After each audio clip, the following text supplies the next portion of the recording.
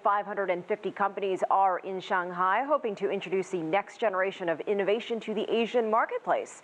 James Sung is a tech entrepreneur and chief strategist at Zocus Strategic Marketing, a Chinese-American firm. So James, what's the buzz that you're hearing over at CES Asia? Augmented reality, AI, yes, of course, but what else are people talking about there? Well, certainly all of these have now been the focus of CES Asia and CES Las Vegas. But what we've been seeing is for the last few years, we've been seeing a lot of stuff about EV, electric vehicles, and only now are we actually seeing the electric vehicles roll off the assembly line. I personally invested in NIO stock, NIO, and it actually tanked like a lot of the Chinese tech stocks. But now that CES Asia has rolled around, we see a lot of the car manufacturers have actually started producing the cars, and people are taking delivery of the cars, such as iWays, Hosen has launched a new line.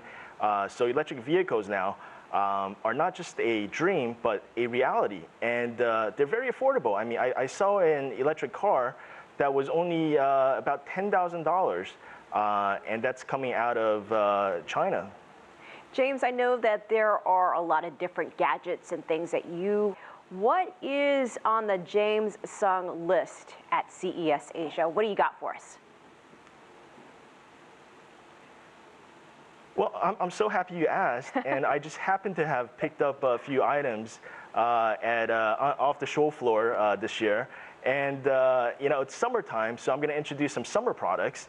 Now, this product here is a really amazing gadget. It's the SubBlue, an electric scooter that goes underwater. And what you do is you hold on to these keys right here, and it actually it drives by itself. It pulls you. So this is for the couch potato that wants to go swimming. And this is out of a company, from a company based out of Tianjin. So what we've seen is traditionally we've seen a lot of these companies that are more on inner China doing a lot of industrial items. They do more work for military use or for photography or industrial use. And we're seeing a lot of these Chinese companies now are really focusing on recreation, because the Chinese consumer now has more money to spend, and they're looking for these types of opportunities to spend it. Now, this product here, it actually goes 1.8 meters per second, and it has a 45-minute battery life, and you can actually mount GoPro cameras right here to do underwater photography. Now, also for summer, we have this. This is the Micro Novelty travel charger. Now, this is the world's smallest travel charger. Now, you can use it in Europe, you can use it in the US, or you turn this around and now it's for Australia, or you can take this and you turn it now into a UK plug. And this was a Indiegogo item, and this company out of Dalian, China is selling it for only $25. And it works in over 150 countries. So it's got 2 USB plugs here. So it's very convenient, and you can bring it everywhere with you. Now, as you may have known, I had a daughter 6 months ago. No congratulations from anyone. But I'm looking at a lot of kids' items now. Oh, hi, Madeline. She can't understand, but anyways, here's an item from Aberdeen, and this is a Shenzhen-based company, and this is a really innovative item that I've seen, because what it does is it helps correct and helps you improve behavior for children.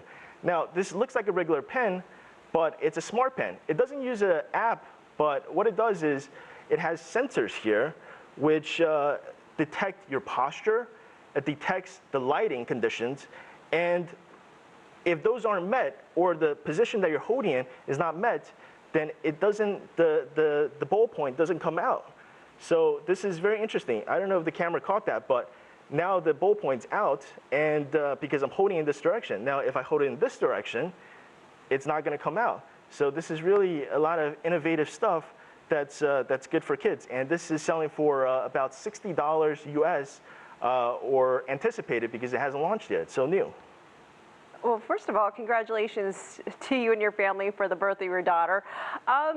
Always some cool stuff. One last question for you, James. What is the mood like there at CES, given the current tensions between the U.S. and China with the trade war? Is that having any impact at all, or is it pretty much business as usual?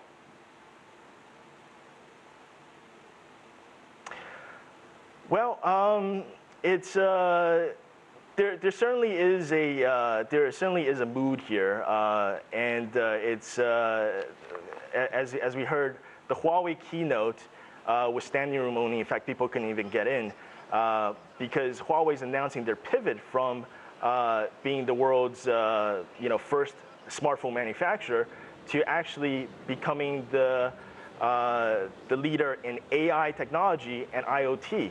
I think they can do it. I think they can do a good job. We see a lot of startups still coming into China. There's a new this year at CES Asia is the Swiss Pavilion. There's the Norway Pavilion.